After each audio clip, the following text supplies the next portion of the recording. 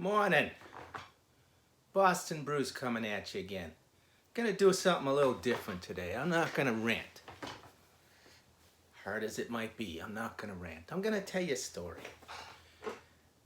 See, for the past few years, my wife decided that her ministry is to feed people in need. So what we started doing is we started doing what we call Yahd Cafe at our church. Last Sunday of the month, Deborah and myself, we prepare a lunch for the whole congregation, anywhere between 30 and 50 people.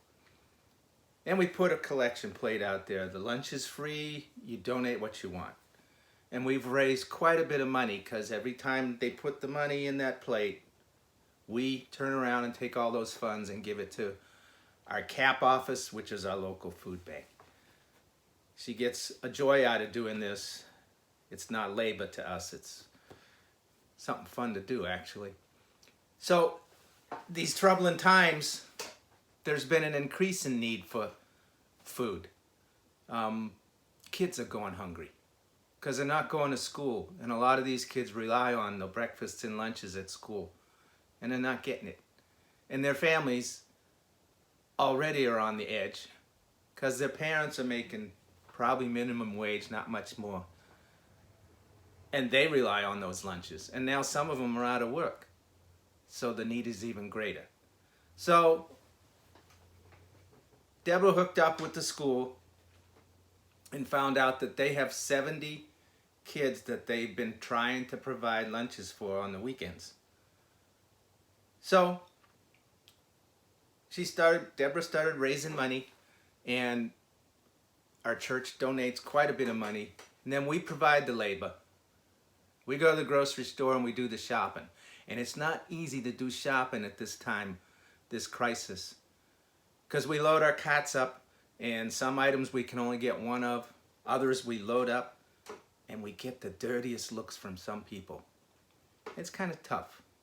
One day, one guy actually got vocal, said we were greedy. I couldn't sit there and let him do that. I told him what we were doing and that what you see in this cart's gonna feed 70 kids.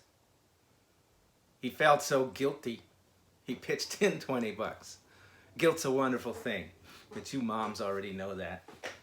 I digress. So anyway, we bring him to the school. Now the school is on a hill and the parking lot is down at the bottom of the hill.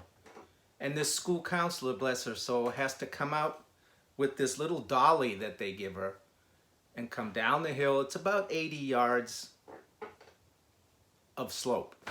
She comes down, we load it up, she pushes it back up the hill and into the school, comes back for another load, sometimes 4 or 5 loads. So I got this brilliant idea last week. Wait a minute, I got a Yahd Caht.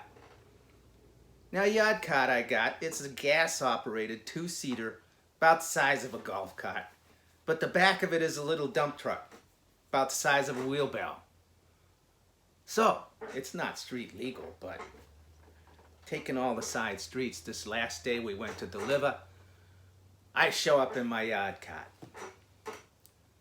Now, the school counselor's already very appreciative of what we do and what we give every week to the school. But you could imagine the joy in her face when we told her, stay up there, don't push that dolly down the hill. And I start driving up the hill on my Yahd Caht, already loaded, oatmeal, snacks, packages of tuna and peanut butter. Up and down I went, 6 trips. And the joy on her face was worth it. And the point of all this story is, well, number one, your schools are probably having the same problem. So if you get an opportunity to help out with labor or with money, do so. And the point of this story is, sometimes, especially in troubled times, when you're having trouble feeling good about yourself, sometimes the best way to feel good about yourself is make someone else feel good.